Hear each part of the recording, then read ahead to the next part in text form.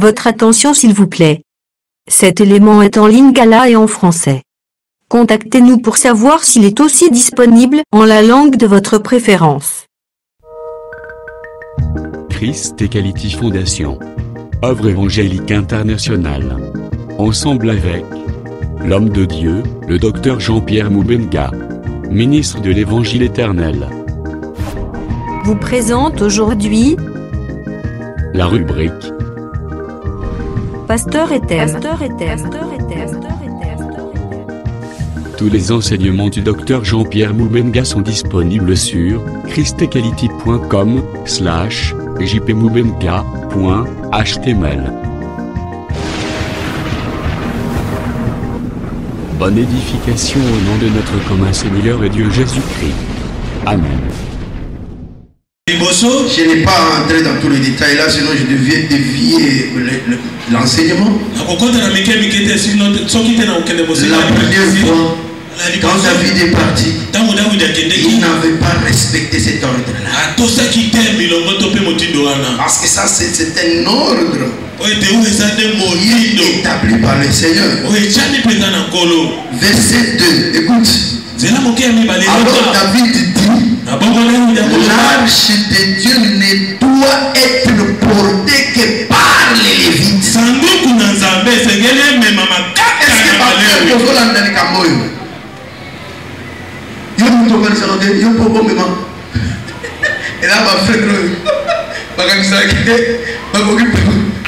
tu es en train de te masturber. Tu te trompes dans ta vie. Et puis ils ont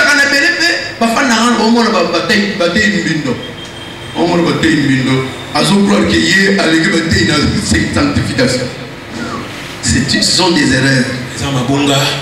Dieu, quand il fait grâce, il fait grâce. De la même manière que Nzambe a ponape yo ko legi bato bazanga balabala ti. Amen. Mais ndenga poni yo posna posotona yo na lingaye. Et il est capable.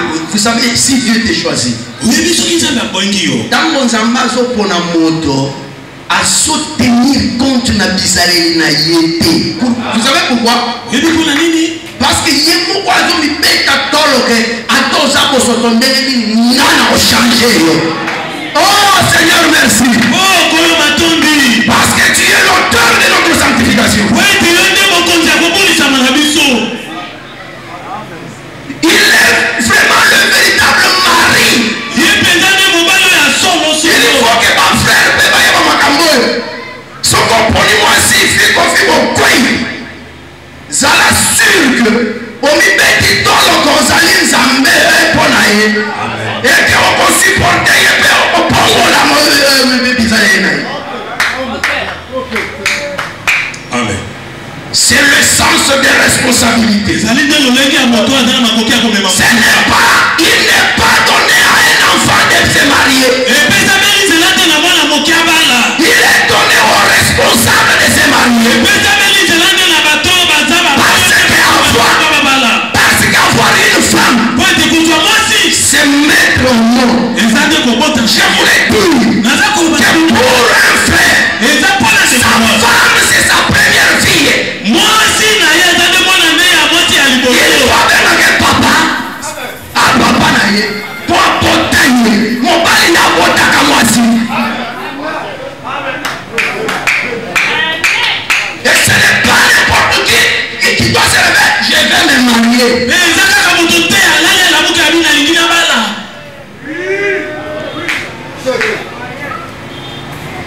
Nous fermons la parenthèse. Et les frères qui veulent se marier, soyez responsables. Moi, je ne dis pas qu'être responsable, c'est avoir beaucoup d'argent. Non.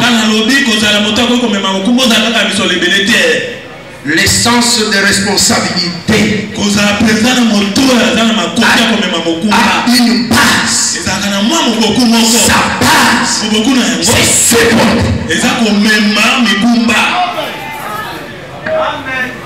nous les lisons à travers Jésus. Et nous, il est capable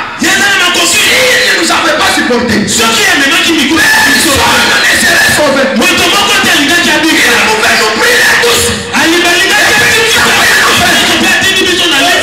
Mais il nous a supportés dans nos bêtises. C'est d'abord la poitrine pour dire que je vais te convaincre, que je vais te changer au nom de Dieu.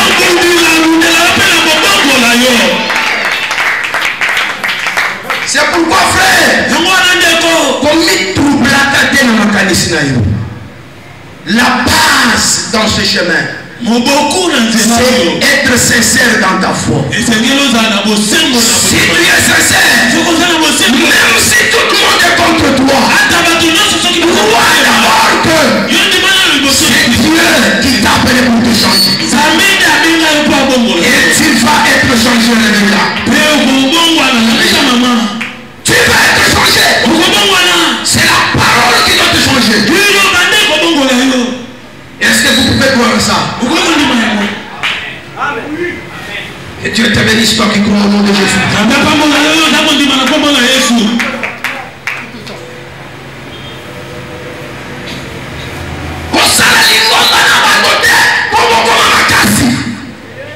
Vous irez en enfer.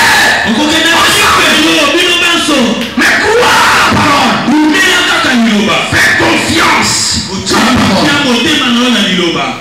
La parole va te changer.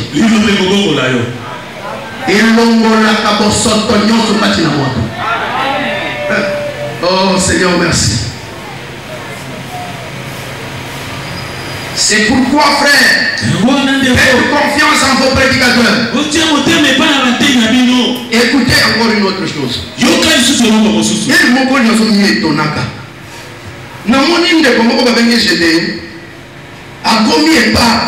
vous informe que balle opéré des miracles.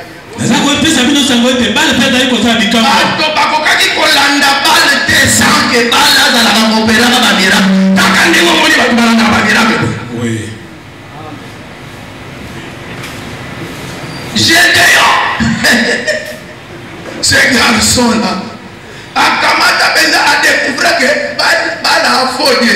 A football.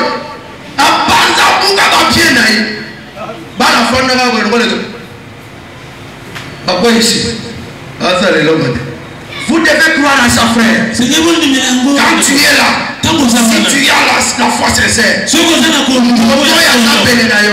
même même s'il est dans la sorcellerie,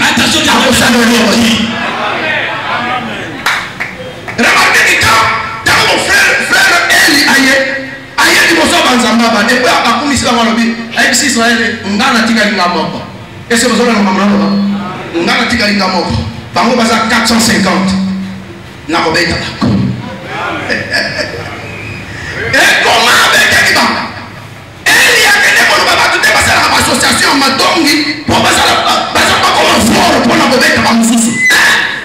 Eli a dit nous allons invoquer ce Dieu, le Dieu qui agira, qui répondra par le feu.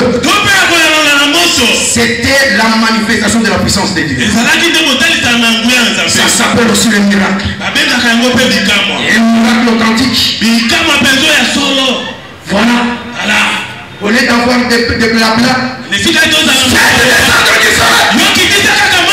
Faites descendre du feu. Et les gens comprendront que vous, tu as tué avec toi.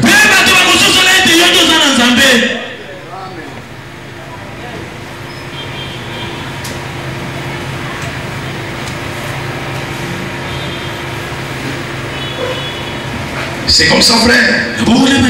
Il faut beaucoup d'assurance sur le chemin. Parce que le mauvais jour arrivera toujours. Mais il faut que vous n'ayez pas posé la ferme pendant le mauvais jour. Amen. Il n'a pas dit n'a pas changé penzela. C'est les attaques on entend dans la Bible au banda Égypte qui n'ont Canaan. C'est tout. Et attends-toi à toutes ces choses. Mais crois aussi que n'a pas nécessairement. Parce que C'est ça le chemin. Mais ne te dis pas que c'est la temps où difficulté que vous arrêtez par rebondir ça. Ça va nous créer un zambéo ya et on a un coco là. Mais Israël, le chemin c'est cela. C'est l'année où on a. Je le dis au nom de Jésus-Christ de Nazareth. Quel Seigneur de bénisse.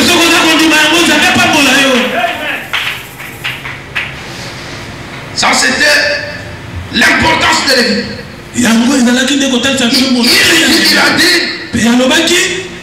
ne doit être porté que par le Lévitisme.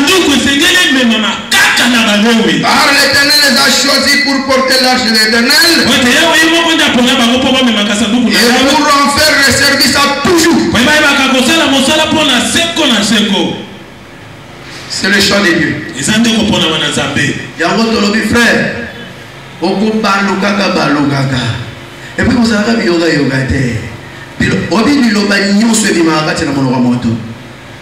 Nzambe asambisaka na. So lobi liloba mabe. Ekei te.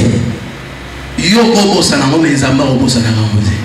Si tu ne te répands pas de cela. Ceux qui ont tout mérité. C'est pourquoi ma toina yo monoko na yo motema na yo ezala sanduku ya malamu parce que likomia lobi batela motema na yo koleka biloko nyonso. Pourquoi?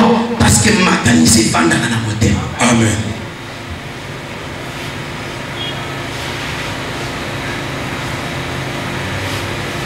Nous disons que le Seigneur doit agir. Il faut le surnaturel. Okay. On s'inquiète parfois. Il y a des gens qui sont même vus comme ça, que celui-ci est méchant.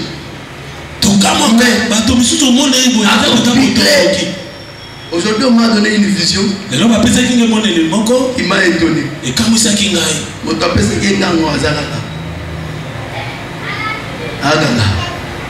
Na il m'a une fièvre dans mon vision.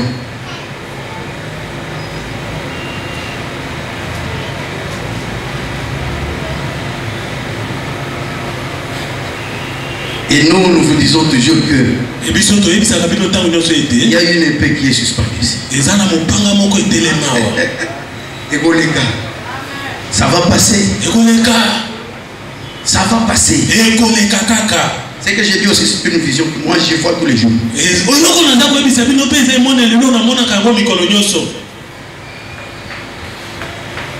Et regardez ça. L'écriture de Samuel, c'est ici. Et combien Samuel les a coloba pour?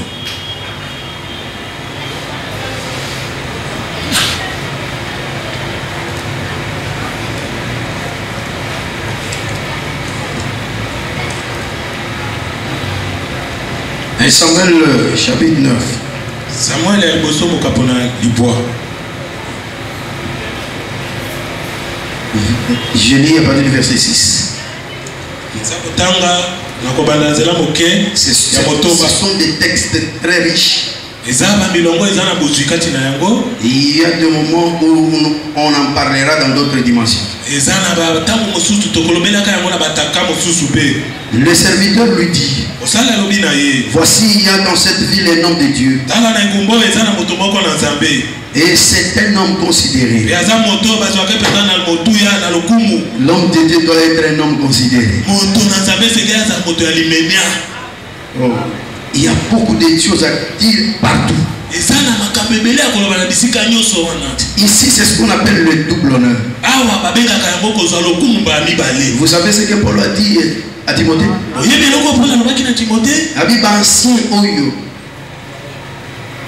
Oyo bazali dini. Bansi on s'en basa la juger digne d'un double honneur.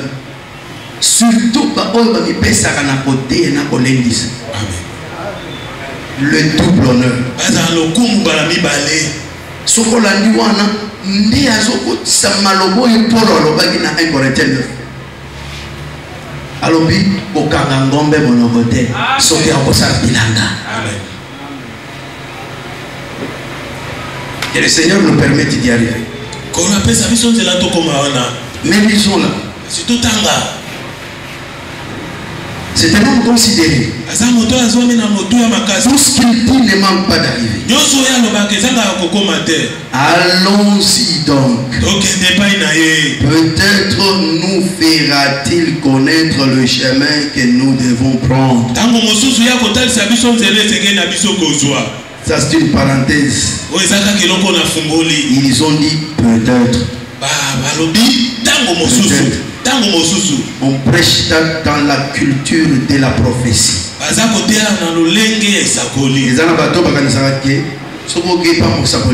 Il faut mais ils ont dit peut-être. Parce qu'on ne force pas Dieu à parler. Il parle quand il veut. Et s'il ne veut pas parler, c'est d'elle. Mais qui parle, c'est un faux prophète.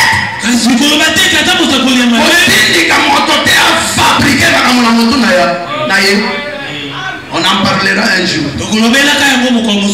Un enseignement, le peut-être dans la prophétie. Ici c'est la prophétie des dons. Mais notre problème se trouve où? Saoul dit à son serviteur, mais si nous y allons, que porterons-nous à l'homme de Dieu? C'est ça le principe.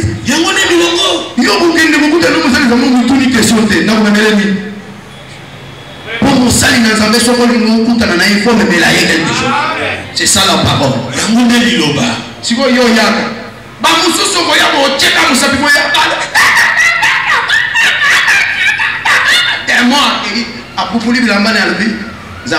Papa.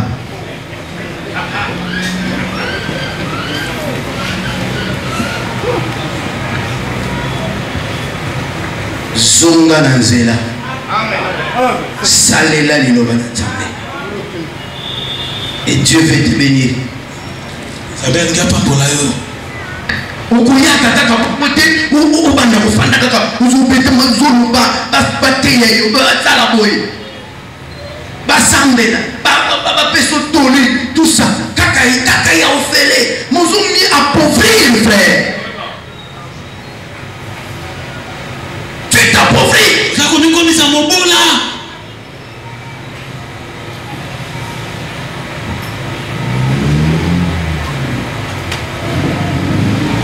Puisque c'est un verset, je le termine. Car il n'y a plus de provision dans nos sacs. Et nous n'avons aucun présent à offrir à l'homme de Dieu. Qu'est-ce que nous avons? Mais il va trouver quand même quelque chose pour que n'est pas maté. Cette chose-là, on peut l'interpréter également. Ça s'est retrouvé aussi chez la veuve de Sarepta. On a la dimension mosusu. Mais on a le kakaboye poleleke. Bah se retrouver dans moi ya souka. Et c'est avec ça qu'ils se sont rendus chez l'homme de Dieu. Et l'homme de Dieu a prophétisé. Il faut qu'il y ait une offrande pour qu'on prophétise. Abraham, et puis il y a frère, et plutôt Jésus est parti chez le frère d'Abraham sous l'échelle de Mamré. À la chaleur du jour. Abraham savait que pour ça, il faut la paix offrande. Donc tout ce que je dis là, vous ne le voyez même pas. Et c'est ainsi qu'il a dit Olekate, Fanao, Oya Obodame, Oye Ozoa Ofrana. Au moins, avec Moussou Soubenda, Moussé, Moté Yaye Panaye, Moté Yaye Pekabotala Eboe, Aye, papa, merci, c'est bien négoyé. Papa, on peut ça dans $5 de taille.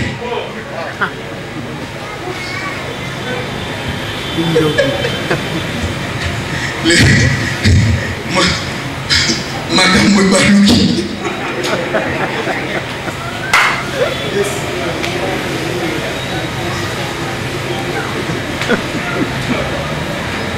Vous devez connaître la vérité. Parce que c'est la vérité qui vous affranchit.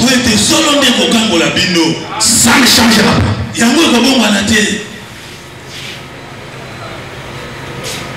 Est-ce que vous avez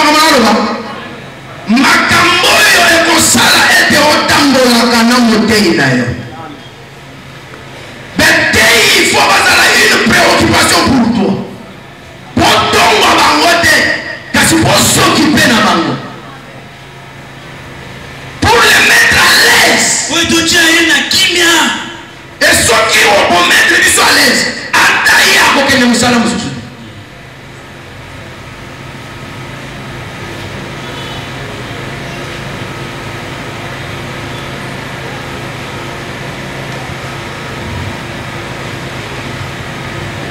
Et puis ils ont comme ces années. Je peux faire sortir la liste. Nous avons demandé Nabande Banani Bazana Bapesa Badimite. Par les cas où attend 4-5 autres. Mais c'est comme si il continue toujours à ne pas donner. Nous insistons parce que c'est votre bénédiction. Il faut que ce qu'on soit un bon rebelle pour soutenir Moussala pour organiser ma campagne pour toi ça ne te dit rien. Église et église monnaie. Parce qu'ici c'est la vérité.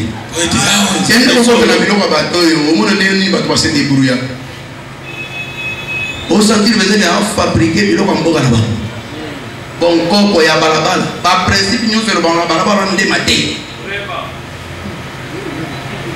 les colons ce qui n'est beaucoup à Ibadi et on développe ça et accueillir abandon et qui va écoper ça par offrande n'abadi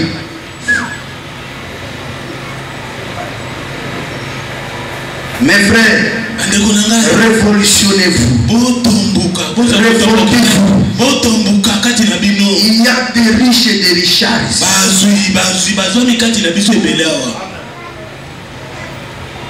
Respectez la parole.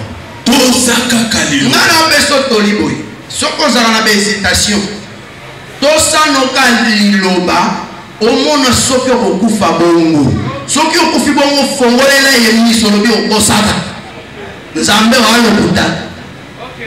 Oh, si Dieu n'accomplit pas sa parole a commis le Bouddha. Et soki aza lokuta ko banga ete okobunda pe na yobeti. Mais le Dieu d'Israël, kasi Nzambe na Israël, lokola alolende akosala tout approuver que yoki alien Nzambe. Amen. C'est pourquoi faites confiance à la parole, frère. Et non pas à vos réflexions. Et non pas aux analyses des hommes. Quand il s'en Zambé nyongo, au lieu yozala na nyongo ya Zambé.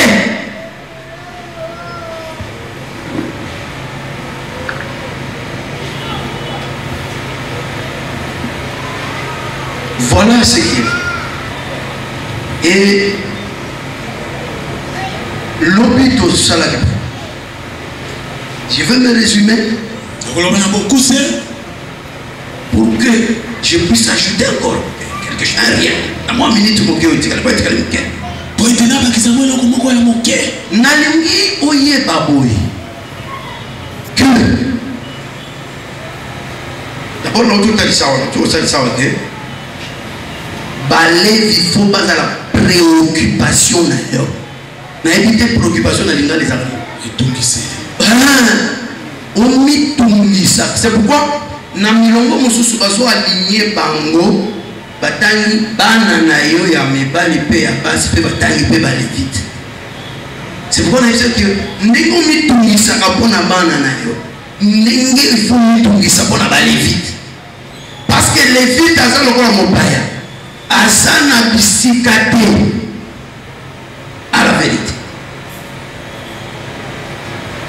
C'est pourquoi loyer naïe.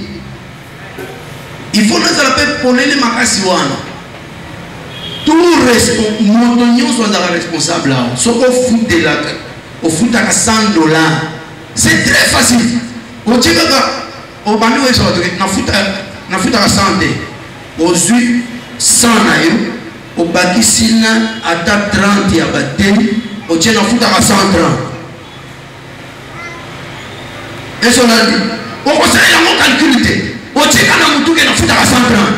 Ce qu'on dit à 130.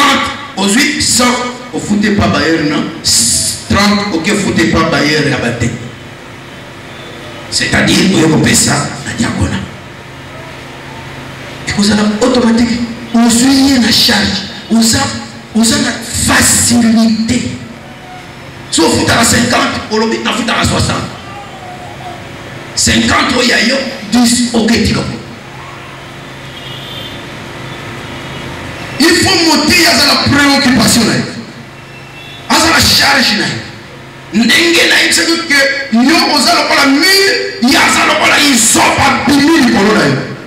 faut sentir bon. On se détacher. Ce qu'on se détaché, on a la pureté.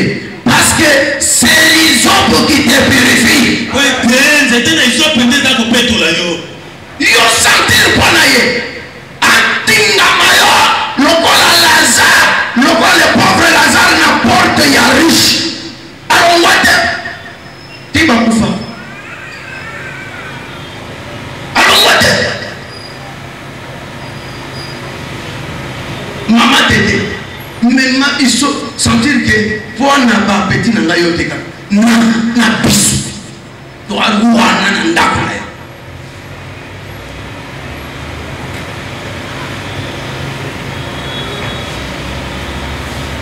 C'est comme ça que nous avons dit que l'hôpital a dit que nous plutôt dans nombre 18, dans la version de total ici, ce qui va lever, va baisser bango possession bango na Israël les alliés, la dîme, toutes les dîmes. Mais la dîme est un caractère sacré, va changer ta propriété. Lévitique chapitre 26. Ce qui va pécher ça, la première chose, là il faut dire la patrie. Nagatia Galate 6. La première chose c'est la dîme. Expliquez que ce qui, au bandi ko varier, au nadame nanu, tangu noko ko pesa ngai, au ko fuli. On a déjà monté tout le monde sur le qui. On lit le loco et ça y a été. Tu expliques qu'il y a un loco et les caca sous la roulette. Et il y a un nyama. Ce qu'on a dit, 10e bête. Mon collègue a dit que tu as fait le légume. 10e bête. Ce qui a dit 10e bête, bah, il n'y a pas que oh, il y a pas été dans Zambé. Ce qui a dit Tengam. Mais Zambé a dit Goga. Parce que dimanche, nous sommes tous au monde et vous allez pas à Mibali. Parce que vous allez à Mibali. Banyamawana. Ngombe à Liboso, Azana défaut. Bataille va habiter, tout changer. La Bible dit, na oyo changer, na oyo à Liboso, il faut considérer à la loi et au témoignage. Ma frère Nabiso est belé par Kanisa, il faut qu'on change pour pouvoir que oyo à Tengama. Oyo à Tengama, comme on est payé à Moïse. Ok. Amen. Yo koloba ke ngana sana na ndimbola sans que on considère Moïse. On est comme bon coco là. Mais évangile est permis. Ça c'est une parenthèse mon collègue est trop coton. Mais je te dis que et le courant des arts sacrés. Ceux qui aussi mis Israël, bamoni 10e bête aza na défaut balobi apesa nzambe nde oyo la Bible dit akokamata nyonso mibale ekomi ya nzambe.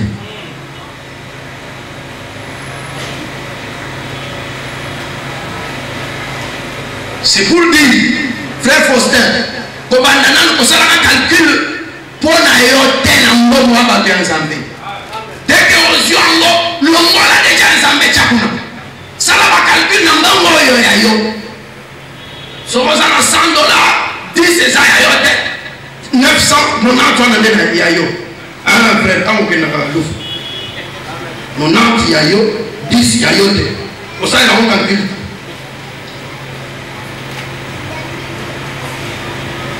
C'est comme ça que Tolobi, ce qui va étudier ma personne à Balévite, Balévite, Bakolongola, indice, Babessina, Aaron. Mais c'est un dixième qu'on appelle la dîme de la dîme. L'écriture appelle ça, c'est une offrande. À ce moment-là, et comme il est dit que les vides étrangers bazwipe bisika ya kolona pe ya kobuka pe bisika wana ya kolona pe kobuka. Je vais lire un dernier verset parce que le président est déjà debout.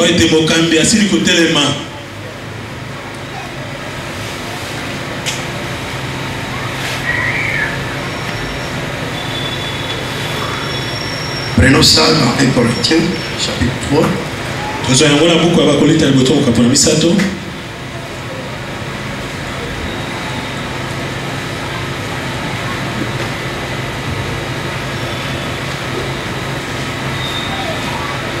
Verset 9 dit ici.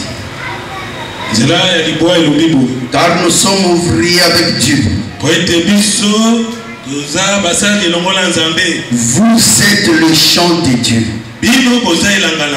l'édifice de Dieu. Balewi elanga na bango eza elanga ya nzambe.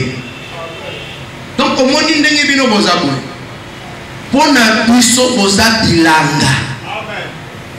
Biso toza bangombe oyo tokosala musala na bilango. Yo il faut que les nabilanga physique ozwi mbongo oyenango tango koyawa bino bokomi bilanga oya biso. Donc mosala na biso eza bilan. Donc nous devons nous préoccuper de vous. Et c'est un travail très dur. Mosala ya kosambela pona yo, mosala ya koteya yo. Et puis awa eza évangile éternel. Eza biloko wana te ko tata moko boye azaka directeur quelque part. Asali makamoni avec directeur ti azongi akuti bana bazobeta mbonda bazozela ye. Akomi kuna atoki akoti na sacristie kuna na bureau atali mo papier moko ya kala lilendisi moko abetaka période moko bato babetaka maboko atali mo ba verset wana ale ayeko bima songe ndino lilendisi wana awa eza il faut na sambela nzamba yebisanga c'est que je vais te dire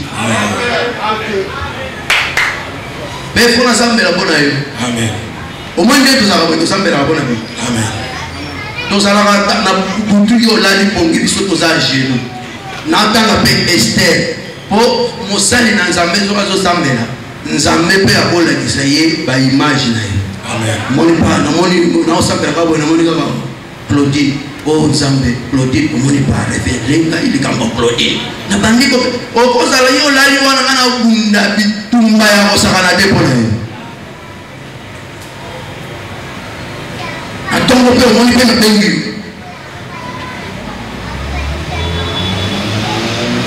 Prenez soin de ces hommes ici. Et vous serez bénis au nom de Jésus. C'est-à-dire que occupez-vous d'eux. Il faut abandonner boye binayo. Na pongo na yo. Oye bake okoki kozwa eloko te obandi kolia babiftek na ndako sans kokanisa bango soki kakozwi eloko souviens-toi ata bapesi yo biki yebake biki oyo eza ya ngai na balevi sikoyo luka moyen orachetango okorachetango na baofrande na baaction de grâce na babiloko nyonso wana tout ça parce que tozwi tokozwa mpe ta ya kodetaille yango te et il faut donner tout ça il faut kopesa baprémisse même ntango oyo ozali mabe osengi nzambe kolimbisi omoni mpenza nzambe alimbisi yo tu dois donner une action de grâce parce que Dieu t'a exaucé en Israël bongo moto azomema penza nyama akomi kuna ntango bazokata il faut yeba boye biloko nyonso bazalaki komema ezala basacrifice bazalaki kotumba yango nyonso esili te nzambe akabolango te na biteni mibale même holocauste oyo ezalaki konu ke ezali mbeka ya kotumbama mobimba poso nango bazalaki kotumba yango te bazalaki kokamata ngo mpenza kopesa nganga nzambe alie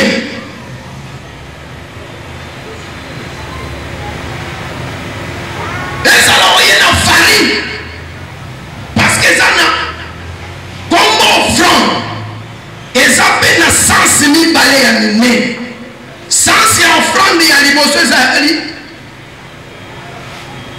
kokaba nyonso eloko nyonso bapesaka nzambe ezala sacrifice c'est une offrande mais na sansi ya mibale sacrifice aza offrande te mais chaque sacrifice est accompagné d'une offrande. La offrande est comme fleur de farine. Ils sont comme avec une libation. Topé ma biloko en liquide. Et il faut que même farine soko yenango ko bonzela nzambe. Bakozoka kandamu bachenga moto. Et je ne peux pas dire que donc Dieu s'occupait de ces hommes. Et un sacrificateur n'était pas un pauvre. Parce que ça qui n'a pas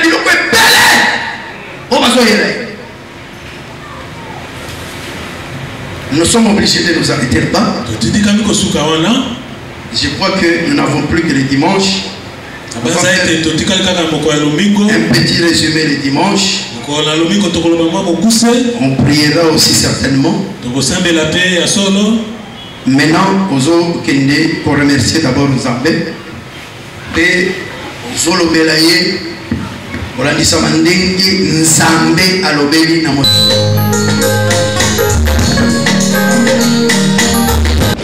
Merci d'avoir suivi ce message et que Jésus-Christ vous bénisse. Si vous avez une question à l'intention de l'homme de Dieu, si vous voulez que l'homme de Dieu prie pour vous, si vous voulez vous confier à l'homme de Dieu, ou si vous voulez tout simplement bénir l'homme de Dieu, contactez-le directement si ses coordonnées sont disponibles depuis sa page. Sinon, contactez-nous et nous lui transmettrons vos préoccupations. N'oubliez pas de faire un tour à notre page évangélisation pour voir en quoi vous pouvez vous rendre utile à Christ par cette œuvre. Que Dieu vous bénisse tous. Amen. ChristQuality.com. Les cieux en un clic de la souris. Évangile-éternel.com. Le site de l'évangile éternel. Christ-Equality Fondation, équilibrer la manne ramassée dans le désert de sorte que chacun ait un numère.